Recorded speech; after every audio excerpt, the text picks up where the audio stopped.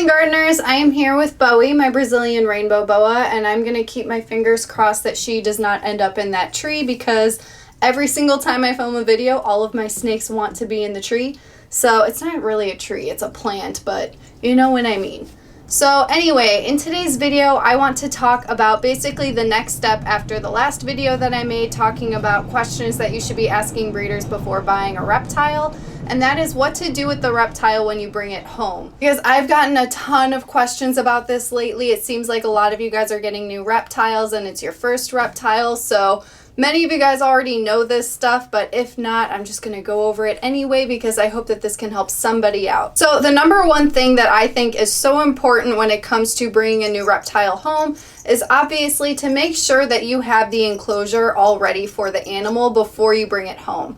This is critical because you don't want to bring a new animal home unexpectedly and not have a setup for it, because that can be really stressful for your animal. Basically, your entire goal, yes, Bowie, your entire goal is to make sure that your animal has the least amount of stress as possible, and by doing that you want to make sure that they're going to be adjusting, and in order to make them adjust properly and really well is to make sure that they already have an enclosure to go into when you bring them home, because having them sit around even longer without an enclosure is just going to be stressful for them, and you don't want that. So number one, have your enclosure ready before you buy the reptile. You should have everything that you already need. That's why spontaneously buying reptiles is such a bad idea, because it's just going to stress the animal out if you aren't ready to have everything ready to go at home. So just make sure that you're prepared. So the second thing that you should do, which is so important, is to quarantine that animal. This basically means that you're going to be taking the animal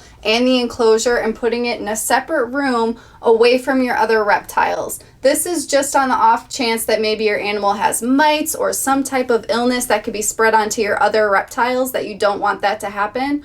So for at least a month, where are you going?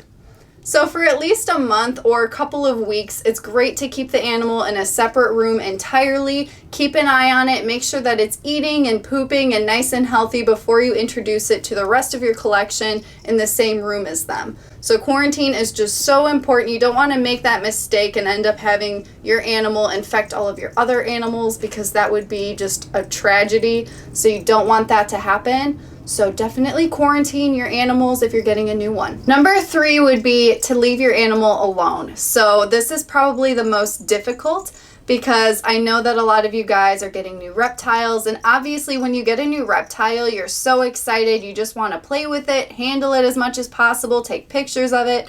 And this is actually the worst thing that you could do. So it's going to be really hard, but I suggest that for the first week, you do not handle your animals whatsoever when you bring them to a new environment and home, because it's going to stress them out. They need to just adjust to their new surroundings and environment, get used to a new schedule with you, and just not be handled at all. So at least 1 week, which is 7 days. It's going to be so hard, but it's so important, and it's going to be worthwhile for your animal to make sure that they have the least amount of stress as possible. Number 4 is a very common mistake that I see all the time. People try to feed their animals immediately after they bring them home from a reptile show, or they just shipped it to their house.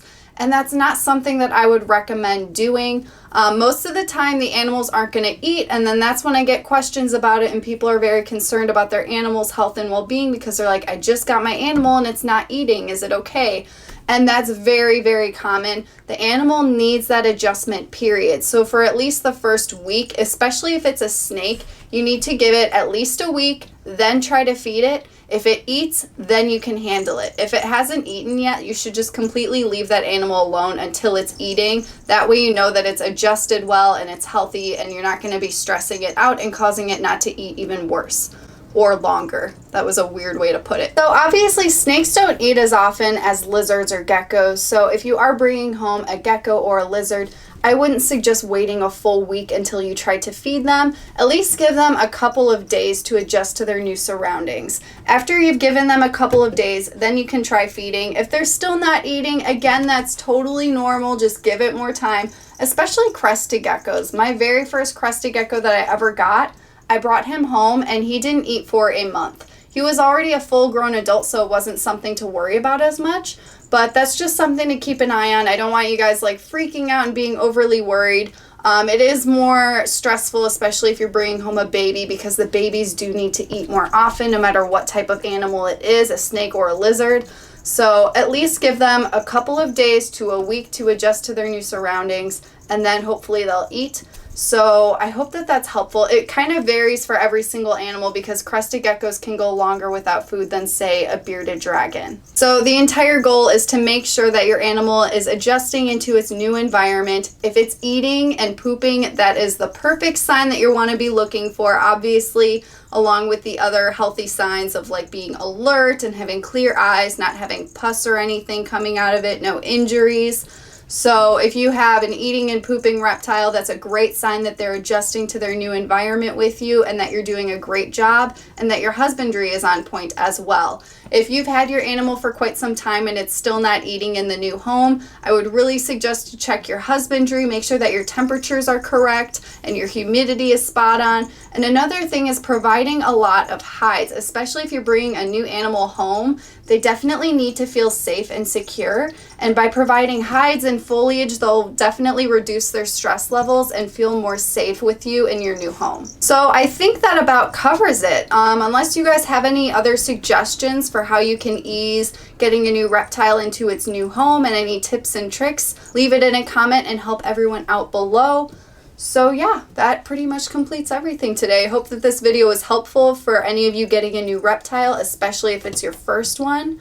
So yeah, thank you guys so much for watching, and I will see you guys in the next video.